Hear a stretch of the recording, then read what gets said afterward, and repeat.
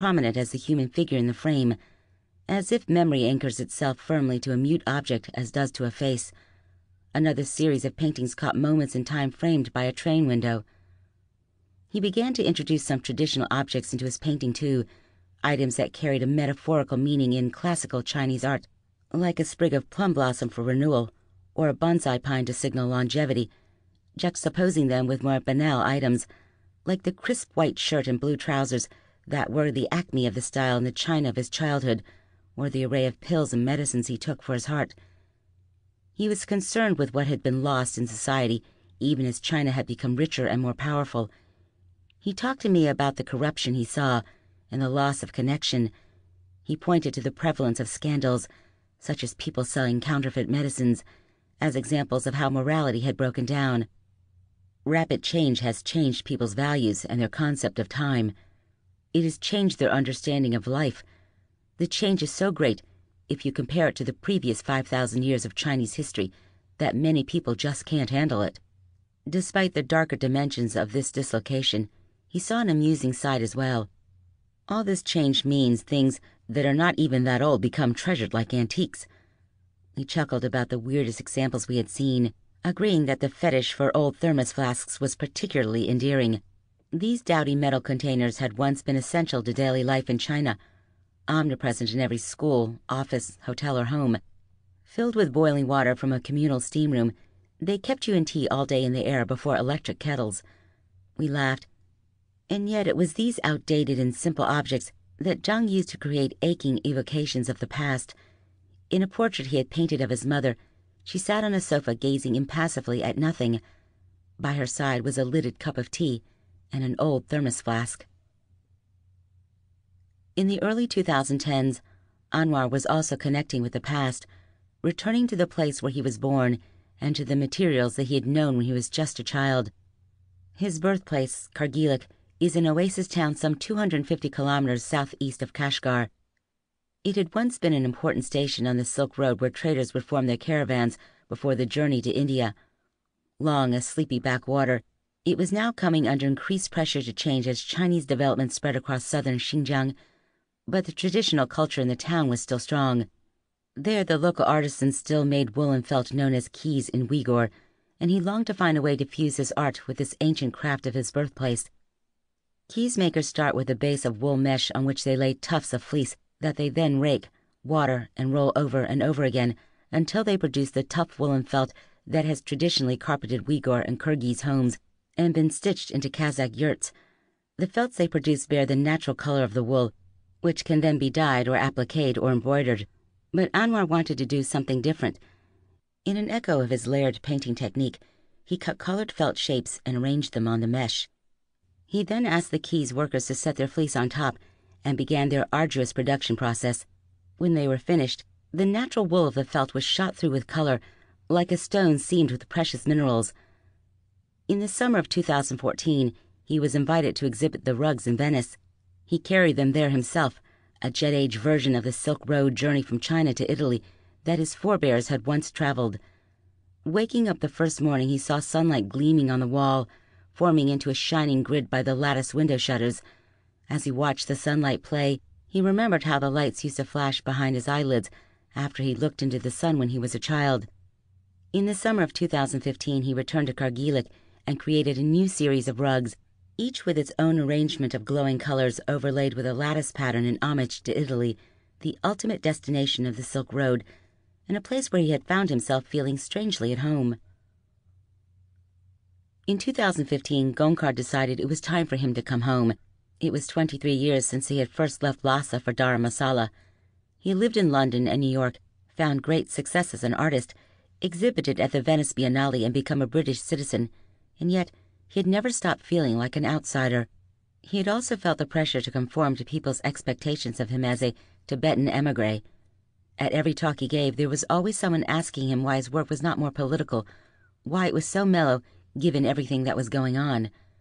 To him the question was complex.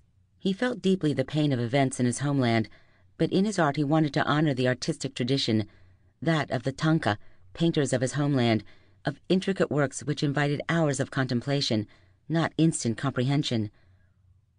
I realized in my later years in the West, he told me, that the Tibetan problem is not the only problem in the world, and maybe it's just part of a wider problem. I began to look at things from a different perspective. In the early days, I had a very narrow point of view, a very nationalistic point of view. As he considered going home, he returned again to the My Identity series, which, when he had completed it in 2003, had seemed to be the final word on his struggle with who he was. Now he added a new photograph to the set, in which he imagined himself as a painter in a contemporary Lhasa studio. On every visit home since his first in 2004, he had haunted the Lhasa studios of the Thangka painters, fascinated by their eclecticism and charmed by their habit of always leaving their doors open for visitors. In the new photograph, which is called My Identity No. 5, Gongkar surrounds himself with the decor he had seen in the Thangka painters' studios: prayer wheels flanked by Coca-Cola cans, pictures of American pro basketballers sharing wall space with posters of Chinese leaders, a small statue of the Buddha, and a bust of Mao serving as bookends to shrine the exiled Karmapa Lama. On the easel, where in earlier versions of the series portraits of Mao and the Dalai Lama had once sat, rests a portrait in progress of Aung San Suu Kyi. She is a big figure in Tibet, he told me. She is seen as a fighter, someone who has been defeated for many years and now has emerged. She embodies a kind of hope. In 2015, Gongkar flew into Chengdu in China's southwestern Sichuan province. The city sits just to the east of the Tibetan Plateau and is home to many Tibetans. There he reclimatizes to life in China and waits to organize his return to Lhasa, where he hopes one day he too will run an open studio like the Thangka painters of his hometown. At the same time that Gongkar was choosing to go home, Guojian was settling into his life as an exile. The first months he spent restlessly, traveling on from Sydney to New York and then to Miami, where he recreated his meat-covered Tiananmen Square at the North Miami Museum of Contemporary Art. Back in Sydney in 2015, he started to engage with issues that were racking his second home of Australia, particularly around immigration and asylum seekers looking for ways to connect as an artist. But before he could move on, he was determined to recreate the work that he had made back in China, which exposed the trashed environment and rubbish culture of his home province in Guizhou. When he had been deported, he had to leave all his works behind, but his photographs were still safe in his laptop. Now, with the support of the Sydney philanthropist Judith Nielsen, he painstakingly reassembled the photo montage he called Picturesque Scenery 26. To create it, he had used the photos he had been taking of the riverbank and street rubbish when I visited him in Guizhou in 2014. He had isolated the faces of the celebrities on the discarded packaging and assembled them into what from a distance looked like a pointillist Chinese landscape. Closer inspection showed the peaks in the shimmering water in which they were reflected to be made up of thousands of these discarded celebrity faces. And yet, for all the darkness behind his work, Guojian remains optimistic about what China could be. It's about the system, he says. A good environment can make people into good people. He knew this, he told me, because he had seen it. For a short time in Beijing in 1989, you saw everybody helping each other. Just for that moment, it was a different society. In March 2016, Guojian's Picturesque Scenery 26 was hung in an exhibition at Judith Nielsen's private museum in Sydney, White Rabbit Gallery. The exhibition was called Heavy Artillery. Shenqi has embraced the life of exile. He values the perspective his distance gives him on China, which is and will remain his subject. Like Guojian, he is optimistic. He points to the lively online space that still exists in China, despite all attempts by the government to shut it down. People who want to express a view can always find a channel, and even if the discussion is shut down after an hour or two, in that length of time in China, a post can attract 1 million hits. The censors close one hole and another opens up. No manpower can beat it. And meanwhile, he says, more and more people jump the Great Firewall to find out what things are like on the other side. He believes that the role of an artist is to be a witness to history and a custodian of memory. I ask him if he doesn't find his position lonely. If you are a radical artist, you should feel like this. You should feel isolated, he told me. You should never be popular. You should be alone, because to be alone is powerful. It isn't being surrounded by people, but by being alone. That's where the power comes from. In December 2015, I visited Huang Rui at 798. He was busy putting together a design proposal for a park in southern China. His elegant sketches for giant park sculptures suggested a cluster of columns like the standing stones in the ruins of the old summer palace. But when viewed above, the arrangement of the columns spelt out the word love. Not far from 798, he was doing more work on his home and studio, which he hoped one day to make into a kind of Stars Institute where other artists, Chinese and foreign, could come to live and work. He had built some of the structure out of found materials. Old gray bricks salvaged from the demolition of China's huton houses formed its retaining walls. The front door was a wooden gate, rescued from the renovation of the Beijing mansion of Qing dynasty statesman Prince Gong. Inside the house hung a painting called Democracy Wall. He had painted it in the summer of 1981, when the wall was already passing into history. There on the canvas was his friend Bei Dao and his fellow poet Gu Cheng, and someone selling a magazine with a blue cover off a pedal cart. There was his girlfriend, and off to the side was his friend Liu Qing, who by the time he had painted him had been imprisoned for more than 18 months, but still hadn't been brought to trial. The painting was a symphony of gray and blue, the blue of the clothes everyone wore back then, and the gray of Democracy Wall. He would never sell the painting, he told me, and he had made a private pledge when he finished it. From then on, every painting he worked on would include a touch of gray in honor of the Beijing of his youth, and of the wall where thousands of his contemporaries had their first experience of speaking for themselves and being heard. It is a pledge he has never broken. Before I left Beijing at the end of 2015, I dropped in to visit Chao Fei in her new studio in the eastern suburbs of Beijing. It was a wonderful space, an abandoned movie theater, still with its old moldings and theatrical lighting. The Beijing authorities had closed the theater down in 2008 when they swept the capital in the months before the Olympics. The building was perfect for a studio, and I started to enthuse about all the things she could do there in the future, but she cut me off. That would never happen, she told me. The city's development would soon catch up with it, and it would be gone. But she was philosophical. In China, you never expect anything to last for very long. Writing the early chapters of this book, I visualized the recent history of China as a series of waves, each peak a period of openness and freedom, each trough a reversal. There is no doubt that now we are seeing a trough, one of the deepest of the last 4 decades. The intense crackdown on China's civil society, which began with the ascension of President Xi Jinping in late 2012, is now in its 4th year and shows no sign of slacking. Instead, an ever-widening circle of people is being caught up in a campaign to silence alternative voices. In July 2015, a major police operation targeting China's rights lawyers was launched across the nation. More than 300 people were picked up for questioning, and 19 were charged after months in secret detention. The severity of the charges shocked even the most seasoned observers of China's human rights record. 5 were charged with incitement to subversion of state power, the same crime that saw Liu Xiaobo imprisoned for 11 years in 2009. 11 more faced indictment for the graver crime of subversion of state power, which can carry a life sentence. Among them was a 23-year-old paralegal who had started her job in the practice of rights lawyer Li Heping a scant 9 months previously. Censorship has now reached heights not seen since the months after June 4, 1989. The policing of the internet has intensified, while the intolerance of alternative views has reached even into the party itself, with cadres being informed that no improper discussion of policy will be tolerated. Patriotic education has been stepped up, and university lecturers have been told to keep discussion of Western ideas out of the classroom. At the same time, both state and privately owned media have been left in no doubt that their role is to act as a cheer squad for the government and not as a forum for ideas. Xi Jinping has gathered extraordinary power into his own hands, turning his back on the tradition of collective leadership, which had been a hallmark of China's government since the death of Mao.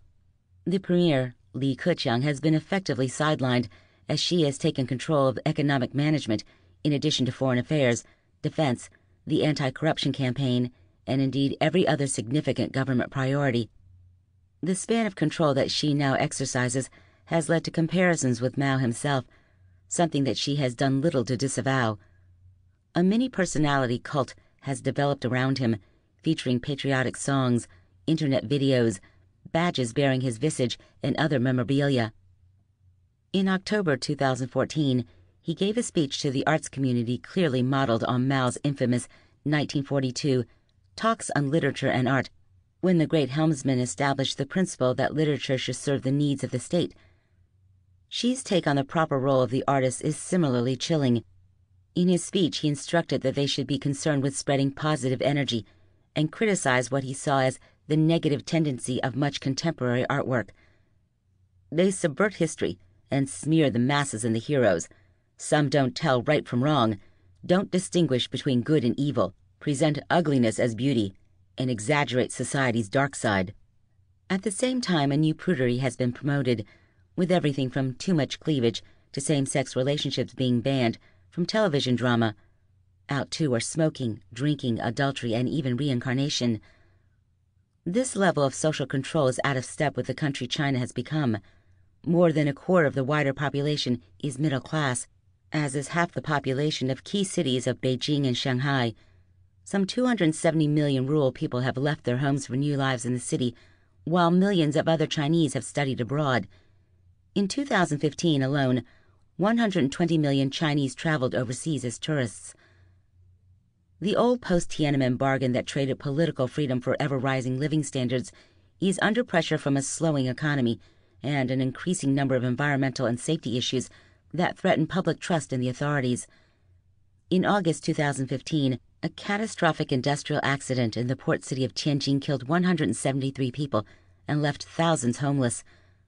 The disaster directly impacted middle-class homeowners who learned at first hand what many in China's more remote regions have known for a long time. When disaster strikes, public accountability is hard to find. Meanwhile, people have watched China's stock market, where they have been encouraged to put their money, go into freefall. Suddenly, things which are not being delivered by the one-party state, like an independent legal system and vigilant and accountable regulators, seem a lot less like luxuries and a lot more like essentials. There is an increasing number of mass incidents in China as both farmers and workers agitate for a better deal. The transformation of China would not have been possible without the entrepreneurship of its rural population and the laborers of its urban workforce, and yet both sectors have seen their progress stall. In the countryside, more and more farmers are demanding that the government return ownership of the land to them. Farmers are given independence in how they work the land, but can have it taken at any time for developments that rarely benefit them and for which they are inadequately compensated. Workers are also increasingly prepared to stand up for their rights, organizing their efforts via private messaging and forming loose associations to advocate on their behalf. Some 2,700 strikes and protests by workers occurred across China in 2015, more than double the number of the previous year. Meanwhile, members of the floating population continue to be deprived of the rights accorded to the urban population at large.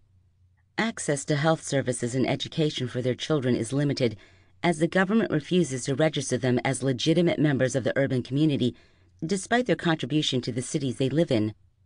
These developments in the city and the country are all against a backdrop of widening inequality, with 1/3 of China's wealth being held by the top 1% of households, while the bottom quarter of the household control just 1% of the wealth between them. This is all at a time when China is attempting another great economic transformation to a service-based economy driven by domestic consumption.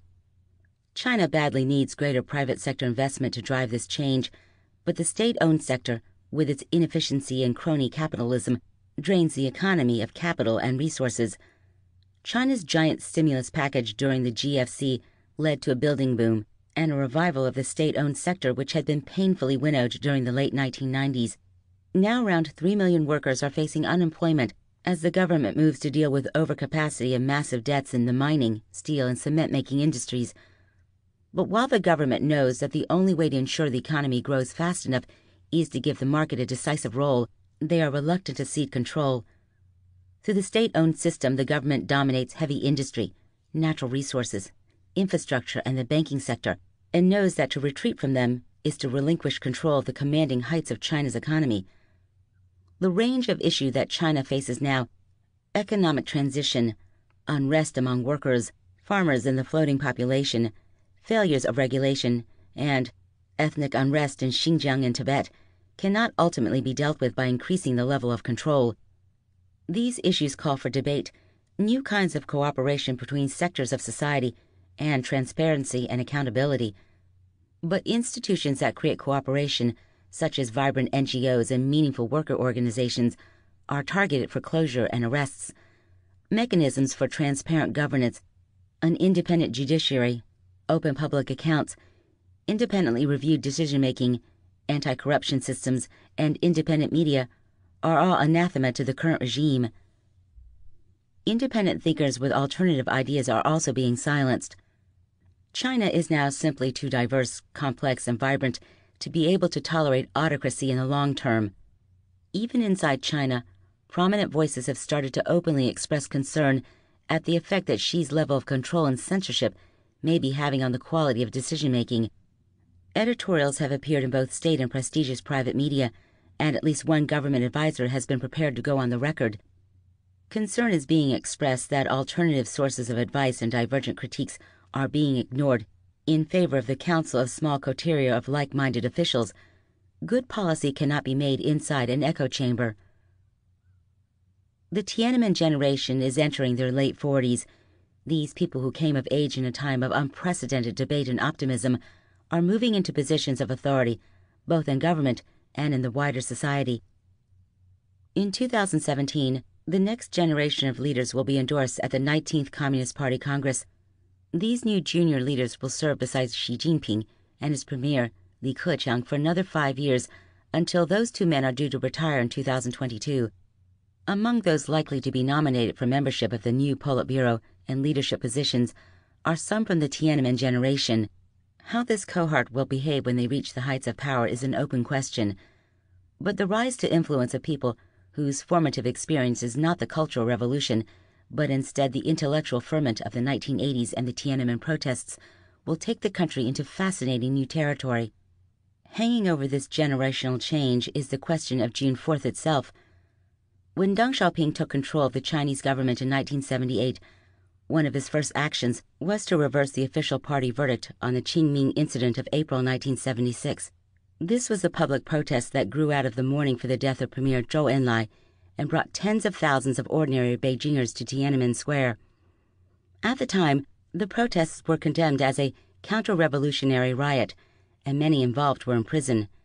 In November 1978, at the outset of Deng's new rule, their protests were rebranded as an act of patriotism. It was a decision that was heavy with symbolism, signaling a new path for China. In the same way, a future leadership must one day change the verdict on June 4, 1989. The Tiananmen massacre afflicted millions of people all over China who joined the demonstrations in the spring and summer of 1989. To do nothing to acknowledge their experience, not to mention the pain of those who were bereaved, will eventually be impossible, as China recognizes that to distort its past is to poison its future. The government's inability to face the truth of national tragedies such as the Great Leap Forward, the Cultural Revolution, and the Tiananmen Massacre has created a hole at the heart of Chinese culture. The efforts of the Tiananmen mothers, of young documentarians, of artists like Shenqi and Guo Jian, and brave self-made historians like Yang Zhishen may vary in scale, but they all seek the same thing: to fight historical amnesia and wrest control of the nation's history from the hands of the government and deliver it to the people. Looking back over the 4 decades since the spring of 1976, when demonstrators gathered in Tiananmen Square to protest at how low the rule of Mao and the party had brought the country, what is most striking is how each decade since has demonstrated the resilience of that vision of the right of ordinary people to participate in the guiding course of their nation. This belief in the role of the citizen has animated the works of rights lawyers, activists, feminists, historians, writers, poets, and intellectuals, as well as the many ordinary Chinese people who have decided to take a stand on behalf of their communities, their workmates, or their ideals. And the artists. One day last spring, I chatted over tea in Huangrei's garden about the stars and how he regarded those events, now almost 4 decades in the past. Huangrei told me that by any regular artistic standard, the stars exhibition must today be considered unimportant. But then he added, one vital precept was established by the stars: the importance of always staying in opposition to the mainstream. The spirit of the stars was to adopt an attitude of respectful independence, and I believe I have consistently kept to that attitude ever since. Respectful independence. It sounds like a modest ambition, but must be immensely difficult to achieve. In the face of an intense drive towards conformity, surrendering your autonomy into the hands of others can seem a price worth paying for secure anonymity. To comprehend the depths of a great country in the process of one of the most wrenching and epoch-making transformations that our era will ever see may seem impossible. But 4 decades ago, China's artists found a language to bring that experience to life. It is a language without words, which has allowed them to dance along the edge of the permissible in an era when that ledge has often been a precipice. Through their wit, independence, and refusal to have others decide how they will see the world, they give us a shining glimpse of what their country will be one day. Dramatis Personae. Ai Weiwei, born 1957. Celebrated conceptual artist and activist, the son of the noted poet Ai Qing, Ai Weiwei was associated with the early avant-garde movement in Beijing and moved to the United States in 1981. He returned to China in 1993 and became prominent in contemporary art circles. He collaborated in the design of the 2008 Beijing Olympic Stadium, but was stridently critical of government policies during the Games. He campaigned for transparency over the child death toll in the 2008 Sichuan earthquake, and after years of political activism on the internet, he was jailed for 3 months in 2011 for alleged tax offenses. In 2016, he set up a studio in Greece to make work highlighting the issue of asylum seekers in Europe. Anwar Mammat, born 1962. A pioneer of abstraction and installation art on the Chinese scene. Of Uyghur ethnicity, he was born in Xinjiang, came to Beijing as a student in 1984, and has remained a distinctive figure in the Chinese avant-garde ever since. His minimalist abstract style explores the interplay between color, landscape, and the forces of nature. His work is in a number of prestigious private collections, including the United States State Department and the Swatch Collection, and was acquired by the National Gallery of Victoria in 2015. Beidao, born 1949. A celebrated poet whose political critique kept him out of favor with the Chinese authorities for many years. He was a Red Guard during the Cultural Revolution, but the violence and injustice that he saw turned him against the ideals of the regime. In 1978, he was co-editor of the underground literary journal, Today, in which he published The Answer, one of his best-known and most politically incendiary poems. He was exiled from China after 1989 and was only permitted to return in 2006. Cao Fei, born 1978, multimedia artist. Born in Guangzhou and trained at the Guangzhou Academy of Fine Arts, she began her career in experimental documentary film and video work, exploring themes of youth alienation and psychological adjustment. She went on to produce widely admired video works exploring the dilemmas and paradoxes of rapid modernization in China. In 2008, she used the online environment called Second Life to create RMB City, a virtual city in which visitors and other artists could exchange ideas and develop creative projects. RMB City and its multimedia offshoots, as well as Cao Fei's other video and installation works, have been exhibited in galleries around the world. Her solo show at New York's MoMA PSI in 2016 was a first for a Chinese artist at this prestigious institution. Chai Ling, born 1966, a prominent student leader in the 1989 Tiananmen protests. She repeatedly counseled against compromise and insisted to the end that demonstrators should not withdraw. She was spirited out of China after June 4th and now lives in the United States. Chairman Mao, see Mao Zedong. Cui Jian, born 1961, a pioneer of the Chinese rock scene and its most famous performer.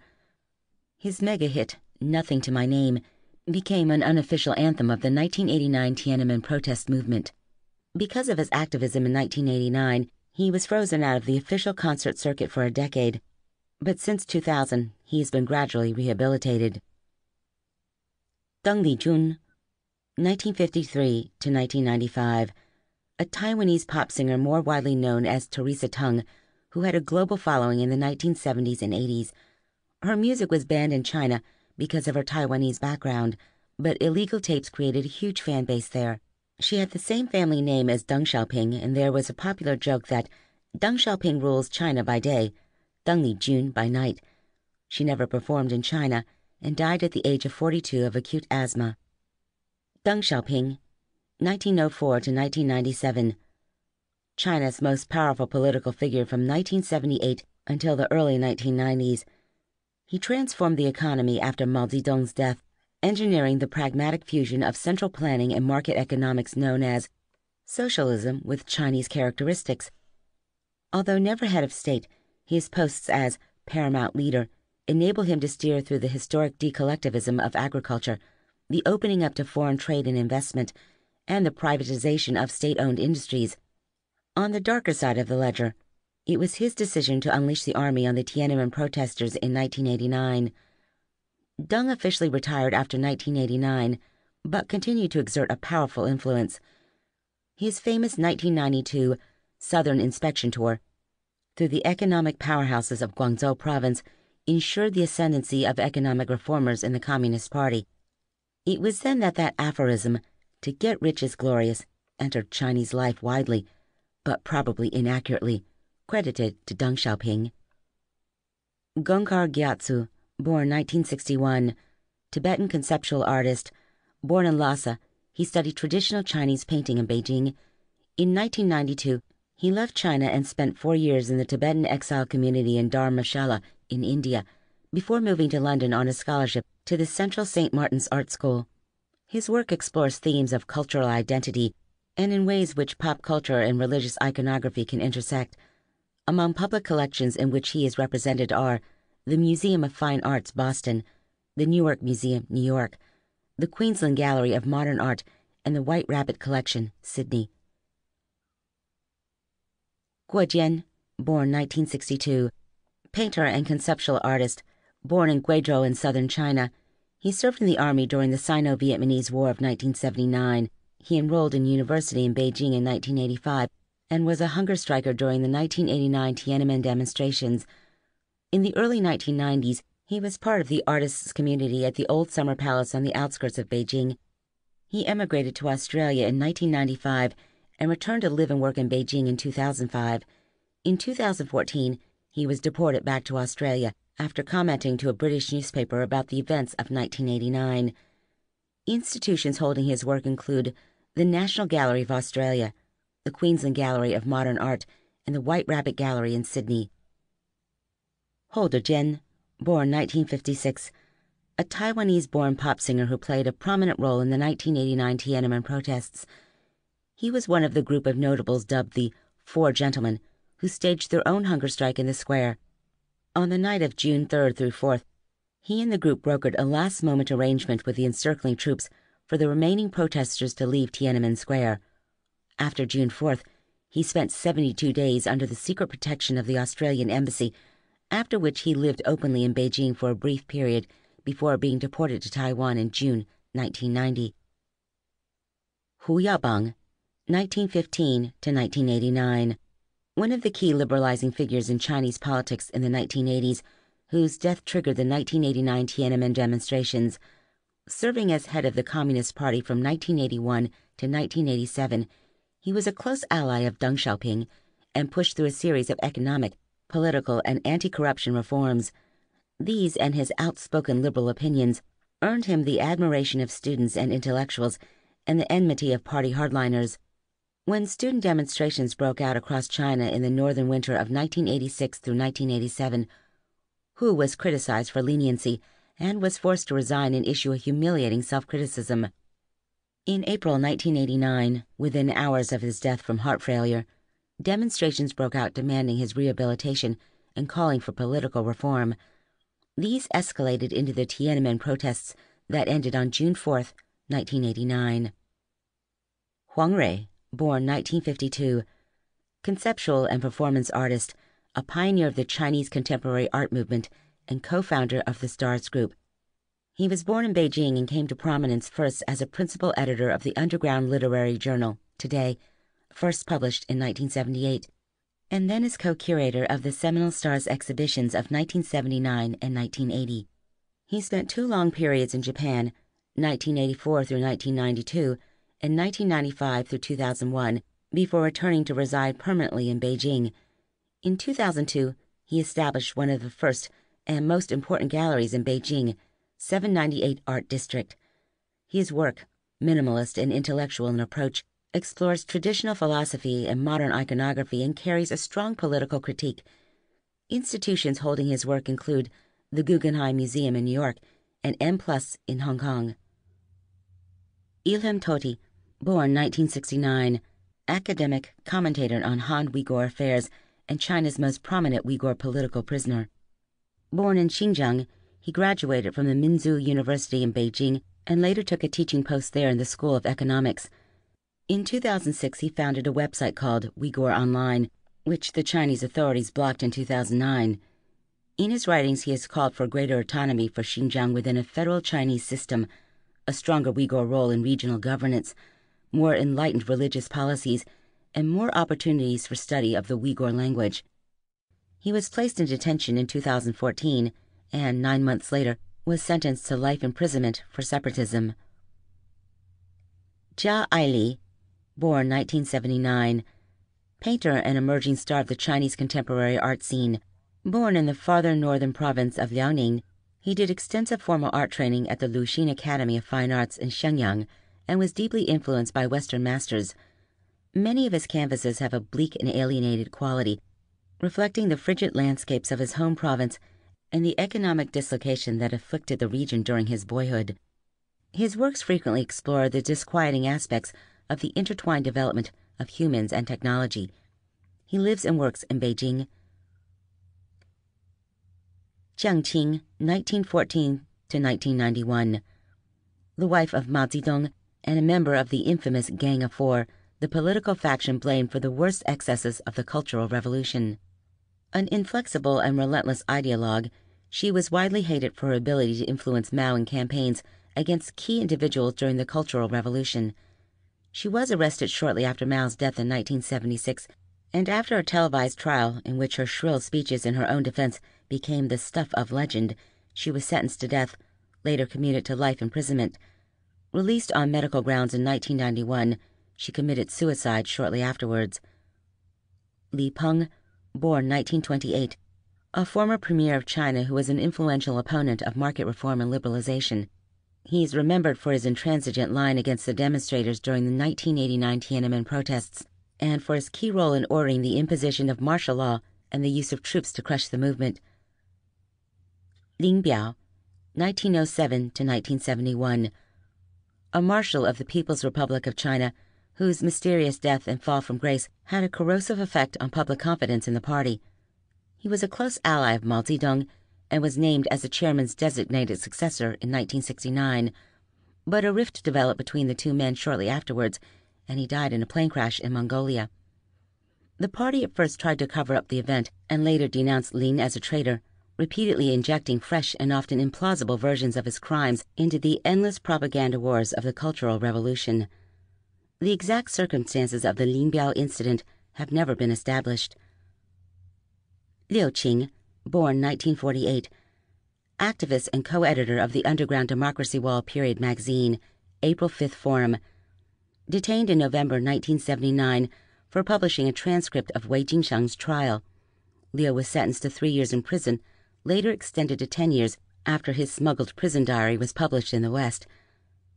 After his release from prison, he was allowed to travel in 1992 to the United States, where he lives and works as an activist on Chinese political and social issues. He is on the board of directors of Human Rights in China, a New York-based NGO. Liu Xiaobo, born 1955, a literary critic, professor, and prolific author who is China's only winner of the Nobel Peace Prize and the country's most famous prisoner of conscience.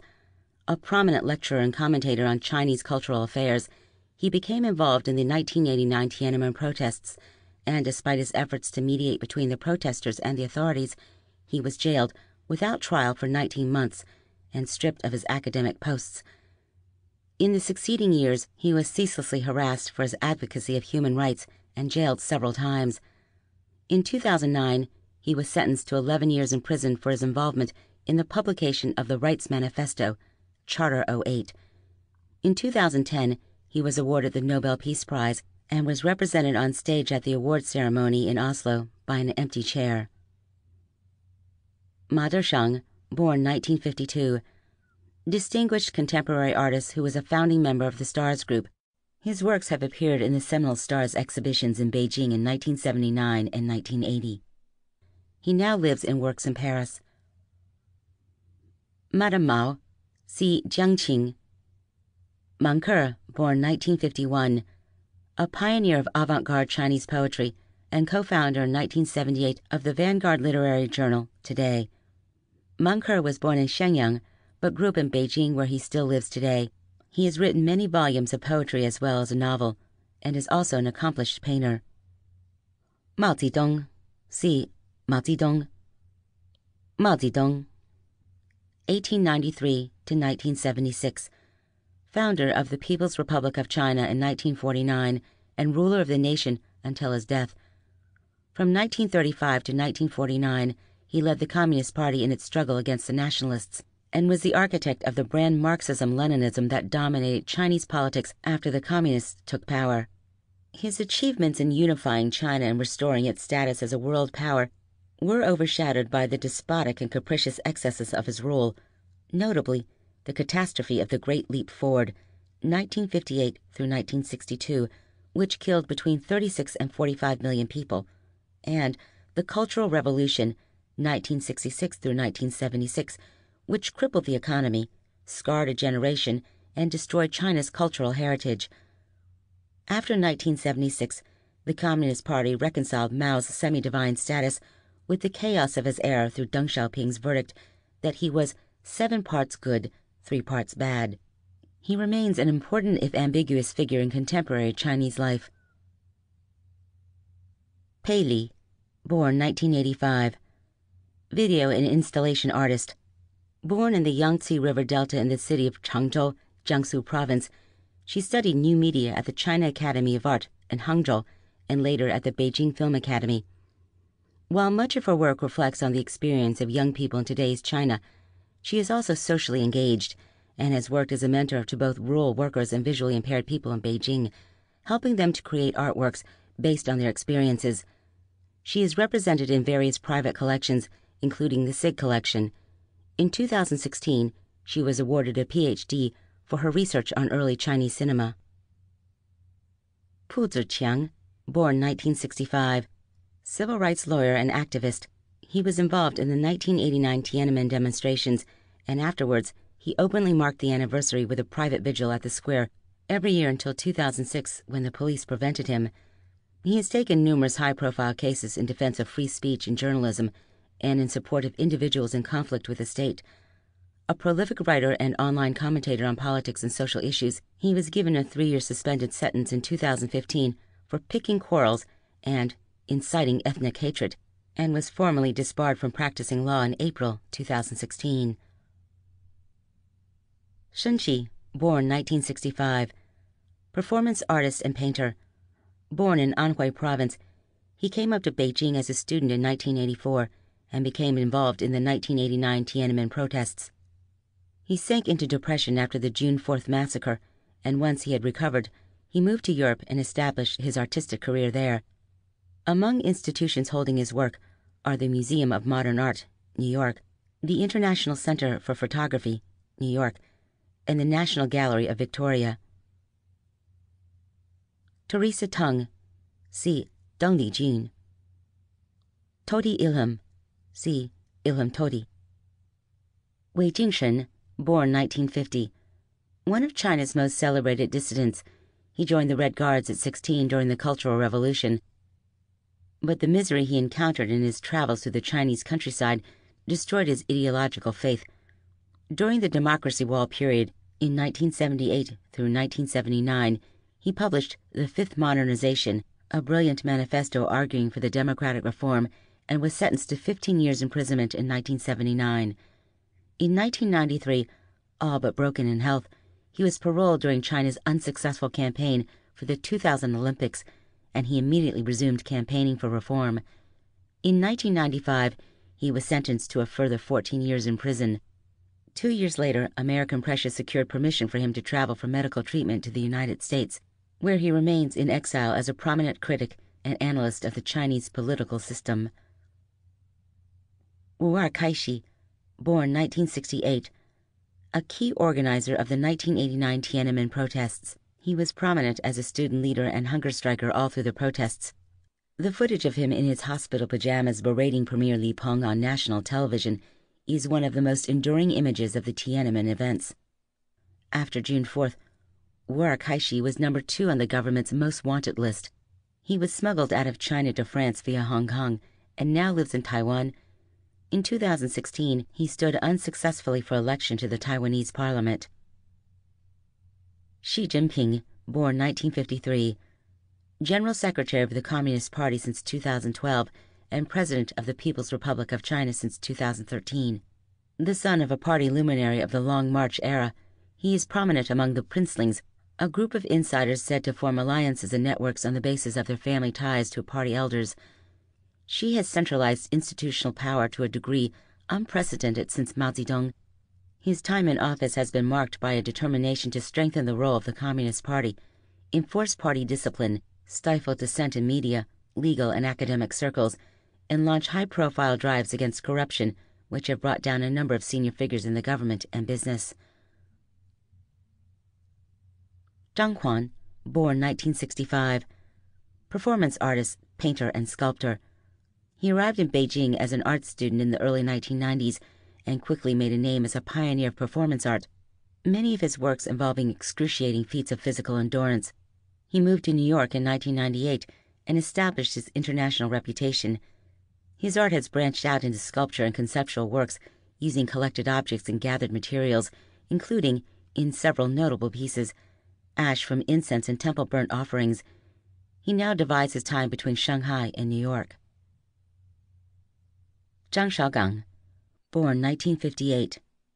One of China's most celebrated contemporary artists, his artistic training was in realist traditions, but in the mid-1980s, his work took a more symbolist and allegorical bent, and he was curated into the seminal China Avant-Garde exhibition in Beijing, 1989.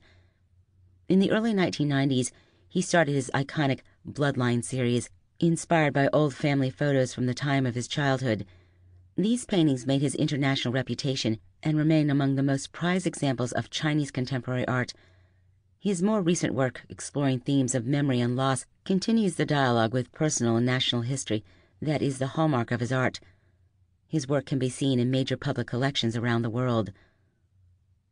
Zhao Ziyang, 1919 to 2005. A senior liberalizing political figure in China during the 1980s, whose career was destroyed by the 1989 Tiananmen protests. He served as premier from 1980 to 1987, collaborating with Hu Yaoban on economic and anti-corruption reforms, and eventually succeeding him as General Secretary of the Communist Party in 1987. During the 1989 Tiananmen protests, he counseled a lenient line, but was outmaneuvered by hardliners. He refused to support martial law and was ousted by his opponents. He made a final futile plea to the students to abandon their hunger strike, after which he spent 15 years under house arrest. Over a 2-year period, he secretly tape-recorded his recollections, which after his death were edited and published in English as Prisoner of the State, the secret journal of Premier Zhao Ziyang. Zhou Enlai, 1898 to 1976, Premier of China from 1949 to 1976, and Foreign Minister from 1949 to 1958. He was a charismatic figure who played a critical role in China's diplomacy in the 1960s and 70s, notably as the architect of President Nixon's historic 1972 visit to China. A close ally of Mao's, he probably deserves more of the blame for the disasters of the Maoist era than he bears, but is rightly credited with mitigating the effects of the worst of them, especially during the Cultural Revolution. At the end of his life, he was estranged from Mao, but beloved by the people, and the regime's attempt to stifle popular grief at his death triggered the 1976 Qingming Incident, also known as the Tiananmen Incident, an unprecedented protest demonstration that was violently put down by the authorities. This concludes The Phoenix Years by Madeline O'Day, narrated by Caroline McLaughlin. Copyright 2017 by Madeline O'Day. This unabridged audiobook is published by arrangement with Pegasus Books and was produced in the year 2017 by Tantor Media Incorporated, a division of Recorded Books, which holds the copyright thereto. Please visit Tantor.com for more information on our growing library of unabridged audiobooks and to take advantage of special offers. Audible hopes you have enjoyed this program.